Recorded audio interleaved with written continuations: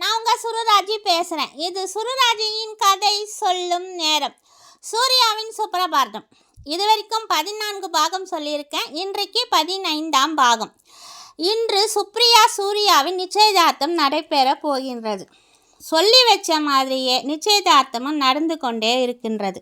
சூர்யாவின் சார்பாக நண்பர்கள், ஆஃபீஸ் வேலை செய்பவர்கள், உறவினர்கள் என அனைவரும் கலந்து கொண்டார்கள். அதேபோல் சுப்ரியாவின் சார்பிலும் அனைத்து நபர்களும் வந்து கலந்து கொண்டு நிச்சயதார்த்த ஃபங்க்ஷனை விமர்சனமாக நடத்தி கொண்டே வந்தார்கள். அருணா மட்டும்தான் தன் அத்தை மகளின் திருமணம் நடைபெறுகிறது, அங்கு தான் செல்ல போகிறேன் என்று முன்னாடியே சுப்ரியாவிடம் சொல்லியிருந்ததனால் அவளால் மட்டும்தான் இந்த நிச்சயதார்த்தத்தில் பங்கு கொள்ள முடியவில்லை.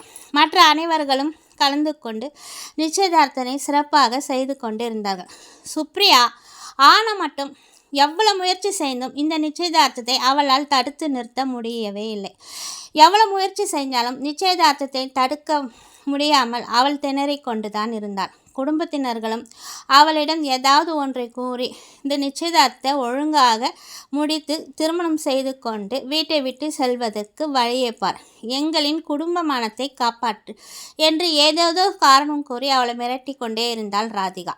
நிச்சயதார்த்தத்தின் போது கூட காவியா மட்டும்தான் தன் அக்கா சுப்ரியாவிடம், ஏன்க்கா இப்போவும் மாமாவை பார்க்காம இருக்க, இன்னும் கொஞ்ச நேரத்தில் மாமா உன் கையில் மோதிரம் போட போகிறார், இப்போ கூட நீ அவரை பார்க்க மாட்டேன்னு சொன்னால் எப்படிக்கா என்று சுப்ரியாவிடம் கேட்டுக்கொண்டே இருந்தாள். சூர்யாவும் சுப்ரியாவிடம் ரீனாவை பற்றி பேச வேண்டும் என்று முயற்சி செஞ்ச போதெல்லாம் பூர்ணிமா சூர்யாவை ஏதாவது ஒன்றை சொல்லி தடுத்து கொண்டே வந்தாள். ஆனாலும் முடிந்தவரை சூர்யாவும் சுப்ரியாவை பார்த்து பேச வேண்டும் என்று முயற்சித்த போதெல்லாம் சுப்ரியா அவனை விட்டு விலகியே சென்றாள். அவனாலும் சுப்ரியாவிடம் அவன் நினைத்த மாதிரி பேச முயற்சி எவ்வளோ செஞ்சாலும் அவனால் முடியலை. சுப்ரியா அவன் பக்கம் கூட திரும்பி பார்க்கல. நிச்சயதார்த்தமும் நடைபெறுகிறது. இருவரும் நிச்சயதார்த்த மோதிரத்தையும் ஒருவருக்கொருவர் மாற்றி போட்டு கொண்டார்கள்.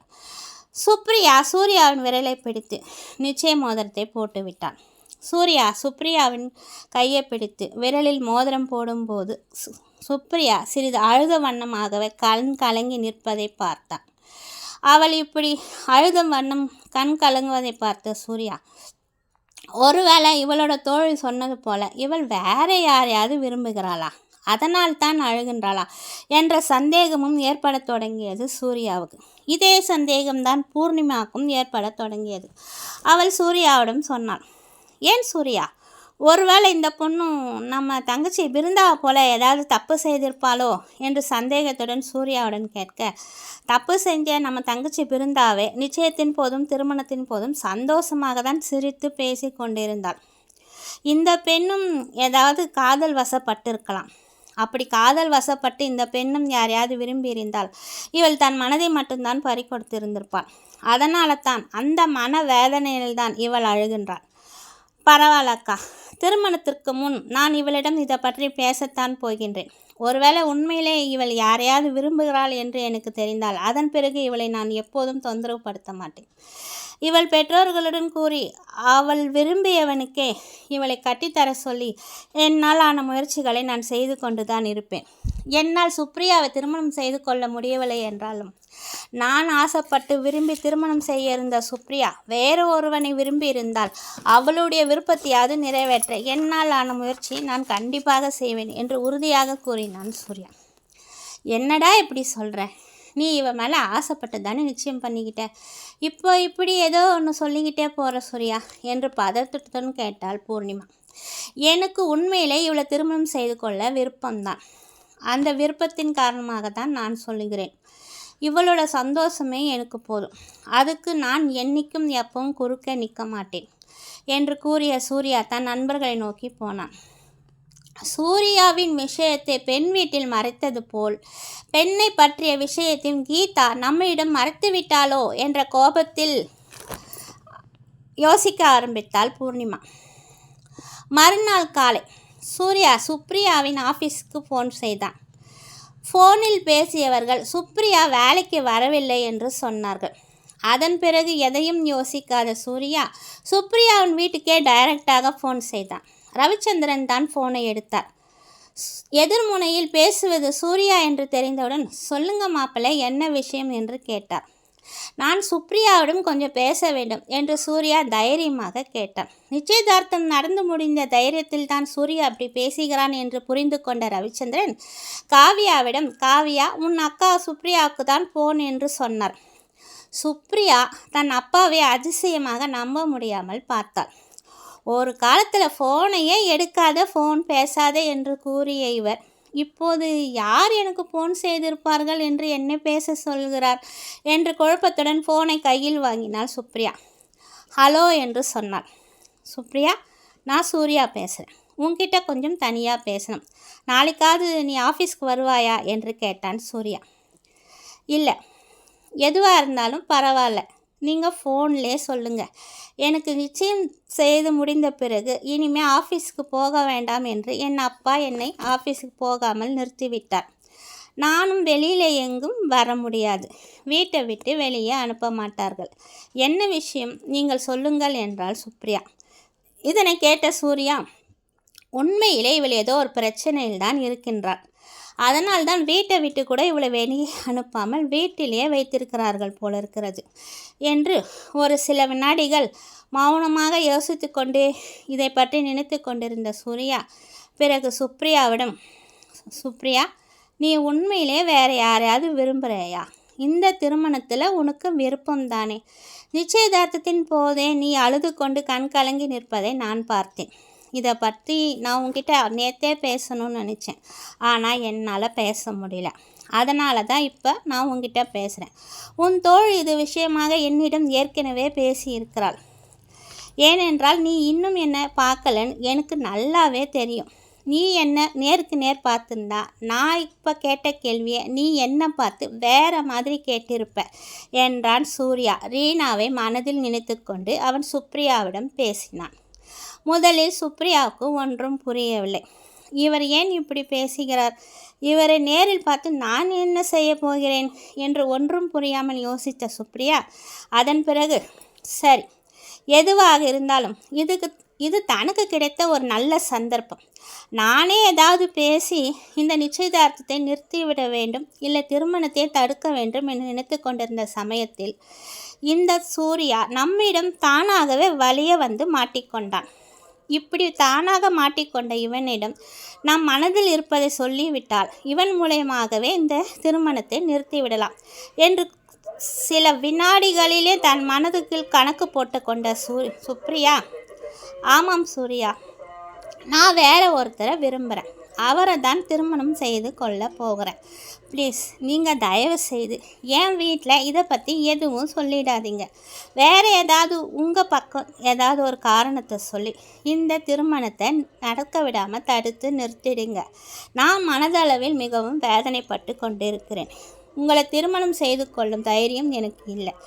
நீங்கள் இதை பற்றி என் வீட்டில் சொல்லிட்டீங்கன்னா என்னோட நிலமை இந்த வீட்டில் மிகுந்த மோசமாகிவிடும். எப்படியாவது தயவு செஞ்சு இந்த திருமணத்தை நீங்கள் கண்டிப்பாக நிறுத்திடுங்க என்று படபட என்று பேசிவிட்டு ஃபோனை வெடுக்கென்று வைத்துவிட்டு யாராவது கேட்டிருப்பார்களோ என்று பயத்துடன் பார்க்க அக்கம் பக்கத்தில் அருகில் யாரும் இல்லை என்று தெரிந்து தைரியமானாள் சுப்ரியா. சில வினாடிகளில் ஃபோனையே கையில் வைத்துக்கொண்டு அதனையே பார்த்து கொண்டிருந்த சூர்யாவில் சுப்ரியா கூறிய வார்த்தைகள் மனதுக்குள் கனமாக வந்து இறங்கியது. தன் ஆசைப்பட்ட பெண்ணின் வாயிலிருந்து இந்த வார்த்தைகளை கேட்டவுடன் கொஞ்சம் இல்லை, ரொம்பவே மனசளவில் நொறுங்கி போனான் சூர்யா. ஏதோ ஒரு வேகத்தில் உடலால் கெட்டு போனவளை கூட திருமணம் செய்து கொள்ளலாம். மனதால் கெட்டவளை அவ்வளோ சுலபத்தில் திருமணம் செய்து கொண்டு வாழ முடியாது. அவ்வளோ சீக்கிரத்தில் மனசால் காதலிச்சவனை யாரும் மறக்க மாட்டாங்க. அவனையே நினைத்து கொண்டு தான் வாழ்நாள் முழுவதும் வாழ்ந்து கொண்டு இருப்பார்கள். இது ஒரு நரகமான வேதனையான வாழ்க்கை. இந்த வேதனையை நான் காதலித்து திருமணம் செய்து கொள்ள நினைக்கும் சுப்ரியாவுக்கு நான் என்றைக்கும் தரமாட்டேன். அவள் மனதளவில் மிகவும் வேதனைப்பட்டு கொண்டிருக்கிறாள். இதற்கு மேலும் என்னை திருமணம் செய்து கொண்டு அவள் இன்னும் நொறுங்கி போவாள். இதற்கு ஒரே வழி, என்னை பற்றிய விவரங்களை பெண் வீட்டாரிடம் நாமே சொல்லிட வேண்டியதுதான். என்னை பற்றிய விஷயத்தை சொன்னாலே போதும். நான்லாம் இந்த கல்யாணத்தை தடுத்து நிறுத்தணும்னு அவசியமே இல்லை. என்னை பற்றிய விவரங்களை தெரிந்து கொண்ட அவர்களே பெண் வீட்டார்களே இந்த திருமணத்தை சுலபமாக நிறுத்திவிடுவார்கள் என்று தன் மனதுக்குள் கணக்கு போட்ட சூர்யா ரீனாவின் மூலமாகவே பெண் வீட்டில் பேச வைத்தான். ரீனாவிடம் அவன் என்ன சொன்னானோ அதையே தான் ரீனா ஃபோனிலும். ரவிச்சந்திரன் ஃபோனை எடுத்தவுடன் தனக்கும் சூர்யாவுக்கும் உள்ள தொடர்பை பற்றி மிகவும் சுலபமாக 2 வரிகளில் அவருக்கு புரியும்படியாக பேசிவிட்டு ஃபோனை வைத்தாள் ரீனா. ஃபோனை வைத்தவள் சூர்யாவிடம், ஏன் சூர்யா இப்படி பண்ணேன்? எனக்கும் உனக்கும் தொடர்பு இருக்குன்னு ஏன் என்ன பொய் சொல்ல சொன்னேன் என்று கொஞ்சம் கோபமாகவே கேட்டாள் ரீனா. எல்லாம் காரணமாகத்தான். நீ இப்போது பெண் வீட்டாரிடம் பேசியதை தயவுசெய்து என் அக்காவுக்கு மட்டும் தெரியாமல் பார்த்துக்கொள். நீ செய்த இந்த உதவியை நான் என்றும் மறக்க மாட்டேன். எனக்கு இப்போ மனசு சரியில்லை, நான் வெளியில் கொஞ்சம் போயிட்டு வரேன் என்று சொல்லிவிட்டு வீட்டை விட்டு வெளியே சென்றான் சூர்யா. மனதளவில் சூர்யா ரொம்பவே பாதிக்கப்பட்டிருந்தாலும் ஏதோ ஒரு பக்கத்தில் அவனுக்கு ஒரு நிம்மதி தோன்றியது. தான் ஆசைப்பட்ட பொண்ணோட மனசில் இந்த மாதிரி ஒரு காரணம் இருக்குன்னு தான் புரிஞ்சுக்கிட்டு அவளோட விருப்பத்துக்கு குறுக்க நிற்காம அவளுக்கு உதவி செஞ்சதில் சூர்யாவோட மனசு நிறைவடையவே செய்தது. ரீனா சூர்யா சொன்னதே சும்மா வாய்வாயாக சொன்னாலும் கூட மனதுக்குள் மிகவும் சந்தோஷப்பட்டு கொண்டாள். இந்த திருமணத்தை எப்படி தடுத்து நிறுத்துறதுன்னு நானே யோசிச்சுட்டு இருந்தேன். அருமையான ஐடியாவை சூர்யாவே தானாக வழியை என்கிட்ட சொல்லி என் மூலியமாகவே இந்த திருமணத்தை தடுத்து நிறுத்திவிட்டான். சூர்யாவை பற்றி தெரிந்த பெண் வீட்டார்கள் நிச்சயம் சூர்யாவுக்கு பெண் தர சம்மதிக்க மாட்டார்கள். தானும் சூர்யாவை அடைவதற்கு இதைவிட ஒரு நல்ல சந்தர்ப்பம் எனக்கு அமையாது. இது கடவுள் எனக்காக பார்த்து கொடுத்த ஒரு நல்ல வழி என்று ரீனாவும் மனதுக்குள் சந்தோஷப்பட்டு கொண்டார். சூர்யாவோ தன் சந்தோஷத்தையும் தன் வருத்தத்தையும் எதன் மூலயமாக தீர்த்து கொள்வான் என்று உங்கள் அனைவருக்குமே தெரிந்திருக்கும். அவன் உடனடியாக தன் நண்பர்களை அழைத்து கொண்டு எப்போதும் போல் குடிப்பதற்கு பாருக்கு சென்றான்.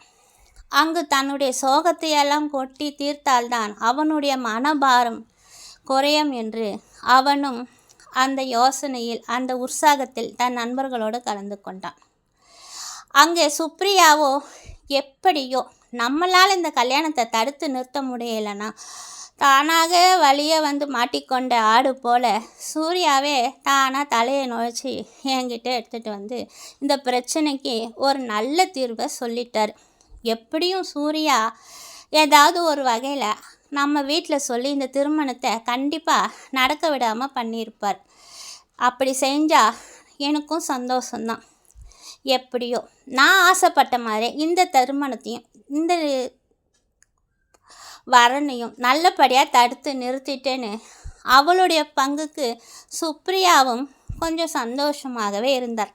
இப்படி ரீனா, சூர்யா, சுப்ரியா ஆளாளுக்கு ஒரு கணக்கு போட்டு அவர்களின் சந்தோஷத்தை சந்தோஷமாக கொண்டாடி கொண்டே இருந்தார்கள். இவர்கள் 3 பேரும் போட்ட கணக்கு மட்டும்தான் இவர்கள் வாழ்க்கையில் நடக்குமா? இதுக்கு மேலேயும் ஆண்டவன் போடுற கணக்குன்னு ஒன்று இருக்குது. அந்த ஆண்டவன் போட்ட கணக்கு என்னன்றத நம்ம அடுத்த பகுதியில் பார்க்கலாமா? மீண்டும் உங்களை அடுத்த பகுதியில் சந்திக்கும் வரை உங்களிருந்து விடைபெறுவது உங்கள் சுருராஜ். இது சுருராஜின் கதை சொல்லும் நேரம். பாய்.